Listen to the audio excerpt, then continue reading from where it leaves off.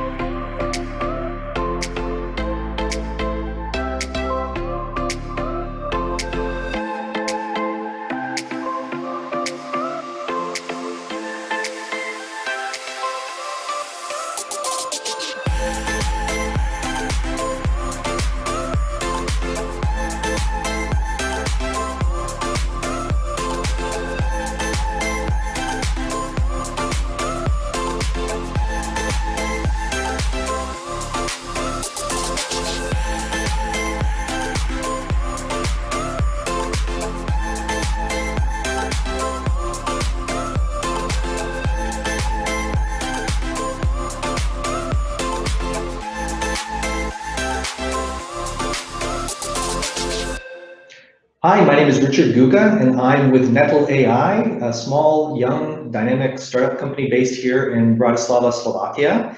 Today I'm going to be talking to you about conversational artificial intelligence and some of the work that we do here in that space, and a little bit more about what conversational AI does and what it means to the overall market here in 2020. So I think this is a super interesting quote. Messaging is the new browser and bots are the new websites. If we look back to around 2015, 2016, interesting thing happened. Messaging applications, for example, Facebook Messenger, WhatsApp, Viber, etc., actually overtook on a monthly active user base social media. So there were more people globally using messaging applications than they were using social apps. Who would have thought this would have happened many, many years ago? So this is huge. And when we look back to last year, over 4.5 billion people now are using messaging apps. So that means people are texting and talking and video chatting with one another on a daily basis. In fact, customers or people that use these messaging apps expect the same kinds of easy, frictionless kinds of experiences with the companies that they do business with as well. So companies have started looking at conversational artificial intelligence to create those kinds of easy, human-like interactions to help not only service the products and services that they offer to their customers, but even to sell products. It's interesting that a couple of years ago, 67% of consumers used a chatbot, most of that in the United States. Western Europe and Eastern Europe, Central Eastern Europe is a little bit slower to take on board. It's mostly because of all the different languages that we have to try and get all those different languages up to speed. But it's also interesting to look at some of the market momentum in terms of who is expanding into the conversational AI space. It's a huge market opportunity. Research indicates that it's between 1.3 and 1.5 billion US dollars, growing compounded annually at 25% in Europe, 30% in the US. We expect that more than 50% of companies will be spending more on chatbot messaging conversational AI than they will be on mobile applications already in the year 2021. And as you can see here, 75% of customers actually want a do-it-yourself. In fact, it's even evolved. They want a do-it-for-me kind of environment. So do-it-yourself was fine. Unfortunately, there's so much information now on most corporate websites for customers that they find it difficult to navigate. They can't find the information quickly. So they've gone for a more do-it-for-me approach where if they're given intelligent search, conversational AI, virtual assistants that can get them to do exactly what they need to do in a very short period of time, then customers are super happy. It's no longer about how long a customer can stay on your site, it's how many times they come back to your site. And if you provide them a good experience using conversational AI or virtual assistants, customers will come back frequently and will really be happy with the experience that you give them by creating that frictionless environment. It's also interesting to note that originally 3 or 4 or 5 years ago, when chatbots and conversational AI started growing in the market space, most of them were used for customer support augmentation or streamlining and automating customer support activities. They've actually expanded, and we're now seeing them much more on the e-commerce side. They're also augmenting sales online marketing activities, and you can see here from some of the research by Juniper, you can expect, or in the US, we can expect $112 billion to be driven on the retail side for e-commerce by chatbot technology over the next few years.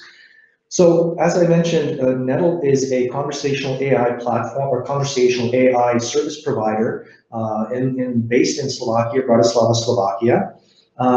We looked at the approach of providing conversational AI, chatbots, virtual assistants to customers a little bit differently than a lot of the other vendors in the marketplace. We took more of an approach that we want to build a platform for corporate customers that can also be leveraged for small and medium-sized enterprises.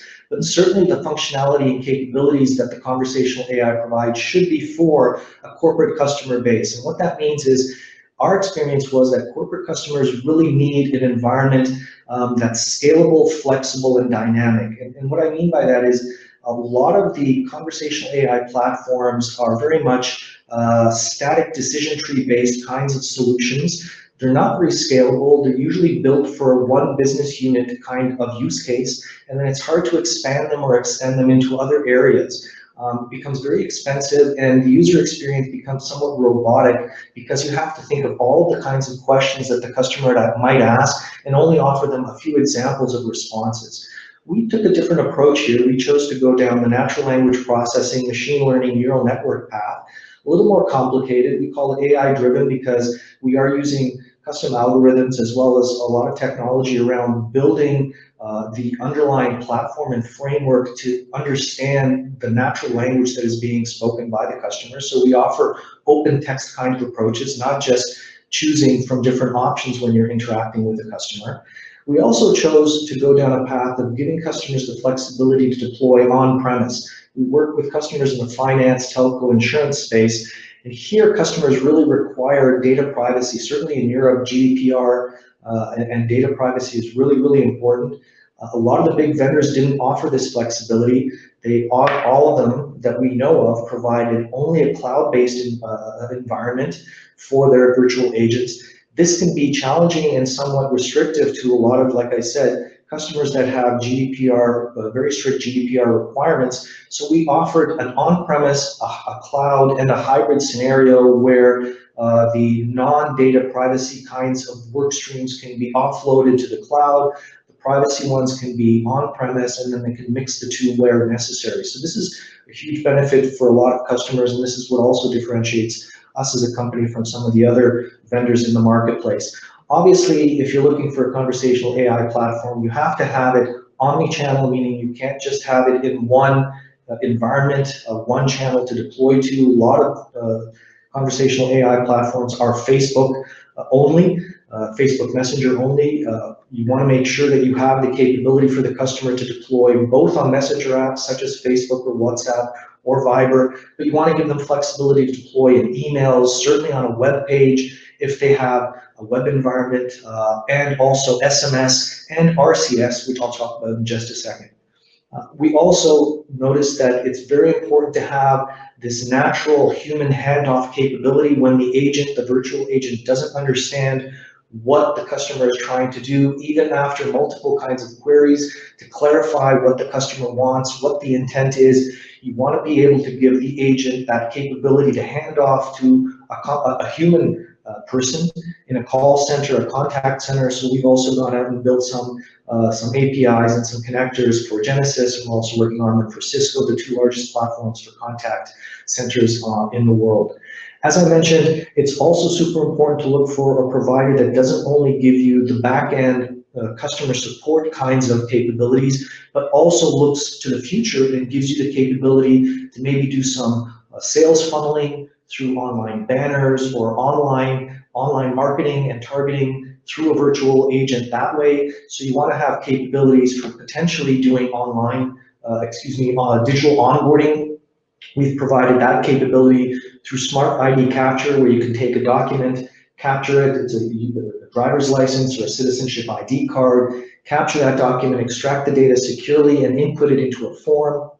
In fact, we worked locally with the Ministry of the Interior so we can double check and do a validation of that citizenship ID card to make sure that it isn't lost or stolen or it's a fraudulent card. So that gives banks or insurance customers, when they're doing a digital onboarding scenario, more security that person is the person that's holding the card. We also provide the capability and flexibility to do speech-to-text kinds of analytic or speech-to-text kind of capabilities. This is also super important outside of just the conversational AI, but more on the compliance and governance side of the business. A lot of banks, brokerage companies, they capture a lot of voice data when they have conversations with their customers, and this voice data needs to be analyzed to make sure that all of the statements made by those agents were in compliance with not only the customers or the vendors rules, but also the rules within that market and within the EU. And that this can become really costly sometimes, and it requires a lot of people listening to those conversations. Again, using conversational AI in the background in tandem with speech-to-text capabilities, you can go through those archived conversational logs, pull out only the 20% where something might have gone wrong, and archive the rest because the conversational AI can actually do the analysis against that. So that's super interesting, and that's a capability that is also being looked at by a lot of customers. Finally, a couple of interesting ones, payment gateways. So you want to be able to give your customer the ability to make a purchase while they're interacting with an agent. That can be an option, especially in online stores when there's a recommendation bot offering a different shirt or a pair of shoes or something. You want to be able to create that frictionless environment so the customer can make the payment right from the engagement that they're having with the bot. And then finally, RCS, or SMS 2.0 as we like to call it. RCS is the new platform that's going to be deployed to all Android mobile phones globally. It's already being launched in the US and in some Western European markets as well, in the UK, Spain, Germany, and soon into the Central and Eastern European market. It's like SMS in a WhatsApp kind of format. It's very graphically rich. You can embed conversational NLP and natural language processing kinds of capabilities. You have beautiful graphics, and you can then interact also through payment gateways. It's very secure. It's a super kind of platform that doesn't require an extra download of another application because it's already in the native SMS application that Android has. So these are some of the capabilities that we as a company can offer our customers. So there's a shameless plug for Nettle AI. A little bit about us as well, just so that you get an understanding of where we come from. So as I mentioned, we were established in Bratislava, Slovakia back in 2018, 5 co-founders, roughly 10 employees and growing. We think that there's a pretty good balance of the technical and the business side of our business. 80% of our employees are technical people, 20% are business-oriented or finance and administration. We also have a wealth of experience. All of the technical people have many, many years of AI experience, and we also have a very nice balance of different technical skills, both on the front end, back end, in the research side, because there's a lot of research required for natural language processing. You want to stay up on all of the newest advances that are being made across the world so that you can use the right techniques and the right tool sets to give the customers those best experiences, and we all have that. But we also believe in very strong partnerships with our strategic alliance partners as well. Here's some examples of customer bots, the service bots that we've built for customers to maybe give some of those people out there in the marketplace looking at ideas how they might be able to deploy virtual agents or natural language processing, conversational AI in their businesses. On the left-hand side here, you can see a bot that was developed for insurance claims. Imagine that you were in a car accident. It could be a bad car accident, any kind of car accident. You're all shaken up. Your hands might be shaking. You don't want to go and look at the documents that that person has, filling in the forms, the insurance forms. You know, two sides, a lot of writing. Imagine that you had an agent, a virtual agent, that took a picture of the person's ID card, took a picture of their insurance card. You answered the several questions that the insurance agency requires by law in your particular company. You take a picture of the damage. You actually do a GPS allocation to make sure you're at the place where you say that accident did happen. You capture all of this information and you send it off to the insurance company right there on the spot, and they can then start processing that application or that insurance claim immediately. So not only do you save them time and money, but you also get your claim back much more quickly. On the right-hand side, you see a couple of examples of RCS-based bots, one for card blocking for an insurance or a card or a banking company, and another one as well for looking at active banking. We're in fact deploying the first conversational banking solution here in the Slovak Republic presently. It will have 200 FAQs as well as conversational banking kinds of capabilities, active banking capabilities for customers. Here's some examples. Richard, Yes? you might not hear me. You can't see me, but this is Tom Barnhart, and I've just joined you. Other guys can see me, but you're in the presentation screen. You can't see me. Okay, so if you're starting to finish up pretty soon, I'm going to join the conversation. Let me know. Okay, excellent. Yeah, I'm almost done. Sure. Okay.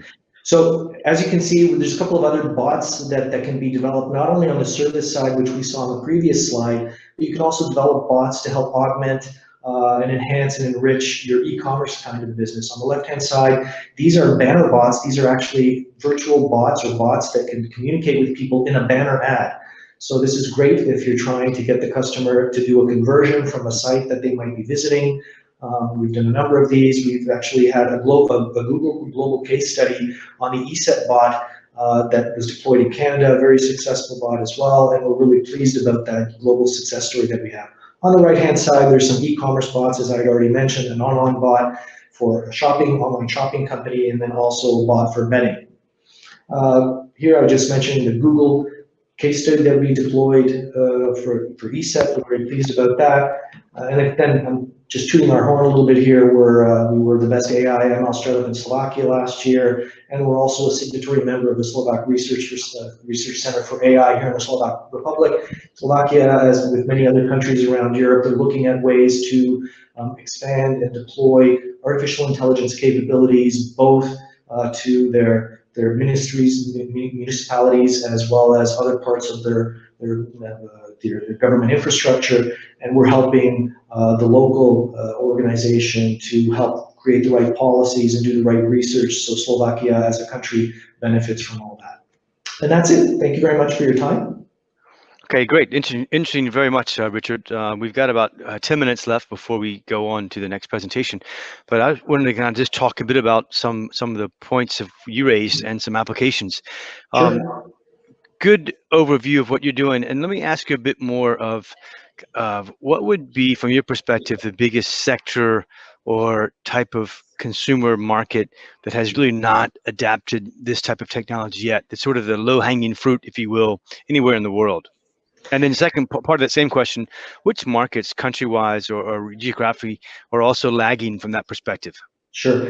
It's an interesting question. It really depends on the geography. In the US, the conversational AI space has really taken off. There are a lot of different companies doing a lot of great things. A lot of it was done back around the 2016, 17, 18 space when Facebook opened up its development platform and allowed a lot of people to actually build on the Facebook platform since it was such a popular platform. And a lot of people were building simple bots to be able to support customer service kinds of business use cases and business processes. A lot of customers went in that space and then slowly extended to the web and to other areas.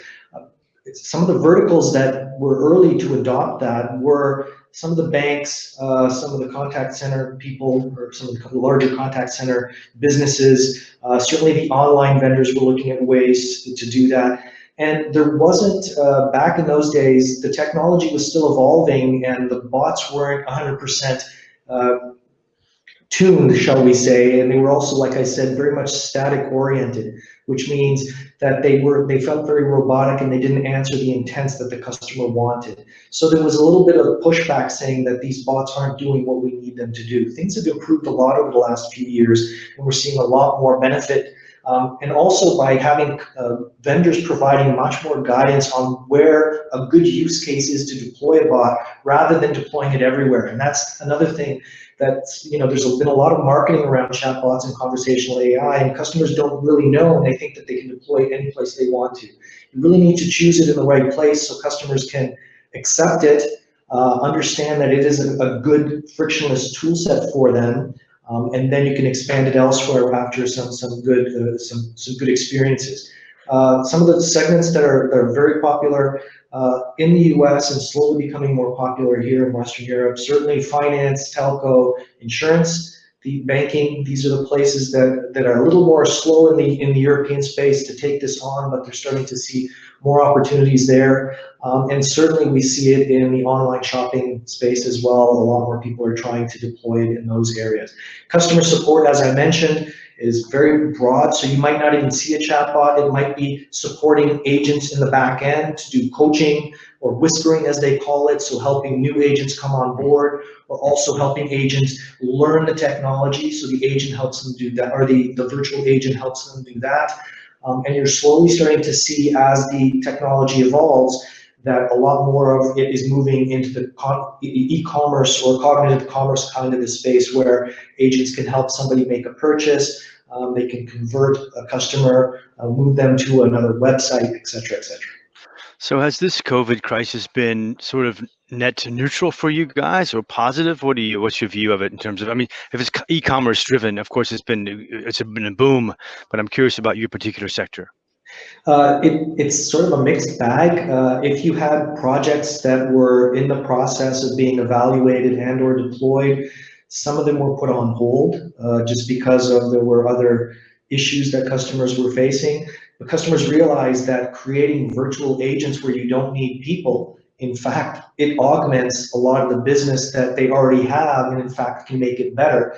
They just weren't far enough along to be able to gain those experiences. So like I said, Europe in general, Central and Eastern Europe more broadly, were slower to adopt these technologies. I suspect that the US probably benefited more just because they'd already had a lot of the experience deployed, and customers were, vendors had a lot more experience on what was valid and what wasn't. Here in Western Europe, we were slower, so we didn't have all of that experience. So it took a little bit of time. So it's a bit of a mixed bag. Okay. And in terms of the sales process for Nettle, is it an enterprise sales process and therefore it takes a hell of a long time, 6 to 12 months? Or are you tagging along with, you mentioned Asset, for example, which already got their sort of tentacles around the world. I'm curious how this works for you guys. Sure. It's absolutely not that long. The sales cycle depends on where the customer is in their exploration process of virtual technology or virtual conversational AI technology. Usually it's a 2 to 6 month sales cycle maximum. The deployments, again, depending on the use case, are very short, relatively speaking, to large IT, ERP kinds of scenarios. Usually months, a couple of weeks to a couple of months, maybe to 6 months, depending on how complex the scenario is. So most of the sales part or the business development part is educating the customer to make sure that they know to make the right decision on how they deploy a phased approach to a virtual agent. Because they want everything. They think that the agent understands everything and can help everybody, and it's just not like that yet. I mean, a lot of the marketing that Google and Amazon and Microsoft do is great, but honestly speaking, natural language processing is really tough. I mean, really, really tough. And even though there's a lot of resources, a lot of really smart people out there, we're not nearly where we should be. And there's a lot of great opportunities to deploy it in the corporate space to help customers. but they need to have the right expectations, and vendors need to be able to guide them to those right expectations. So, Okay. so I guess I would say that. Interesting. Very interesting. Tell us a bit about the Slovak AI Association. It's pretty new, I understand, and but it's interesting, of course, that concept wouldn't have existed 3 or 4 years ago. But tell us about the Slovak AI Association, and I ask that because I know that we spoke also to the Lithuanian. They have a new AI association as well. But tell us a bit more about how big it is, how small it is. Yep, yep. So there's From it. a number of different vendors that were asked to participate and join the Slovak AI. And it is a governmental organization, and they're looking to, just like other organizations in the IT space, it's a great place to come together, meet on a regular basis, and talk about what are the developments in the AI space. It's not just conversational AI; it's AI in general. So what are the companies? What are the trends? How can local businesses not only benefit from AI, but how can the government benefit from the advances that are happening in AI to create smart cities, to help citizens, citizen services, all that kind of stuff, create the right policies so that we can deploy those technologies in the different areas. So I think it's great that there is such an agency looking at that, rather than putting their head in the sand saying, corporate business, the big guys will come in, they'll give us something and we'll deploy it. No, they're thinking ahead of time.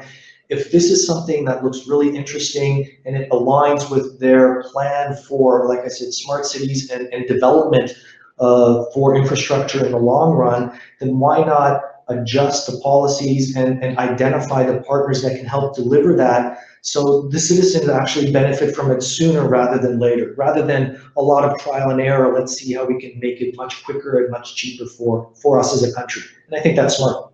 Okay, good. And you mentioned government. So tell us a bit about how is that something you've cracked the government? I mean, the government application to this must be just tremendous all over the world. Sure. How much have you guys broken that sector, and how resistant is that sector globally? There have been a number of tenders already in the public sector space. So In Slovakia or where? yeah, there's been a Okay, couple of tenders already deployed for different kinds of solutions. Even last okay, year, we saw a couple of them already in place.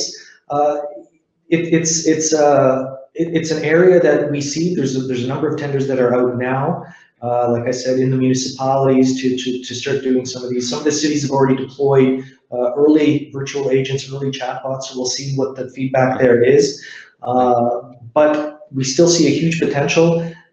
Again, you need to work with the customer to make sure that they understand what can be provided and what can't be, and based on their budget to make sure that they actually get what they pay for. Yeah, great, great. Well, Richard, we're going to cut off now, keep ourselves on schedule. We've got another presentation at 12 o'clock. So thank you very, very much to both Nettle, to yourself, and to the Slovak AI Association for doing this today. Appreciate it very much and hope to stay in touch with you Thank you as very well. much for your time. And I think you're in some of the one-to-one meetings later on as well. Okay, thank you. Take Thanks, care. Richard. Thank you. Thank Bye. you. Bye-bye.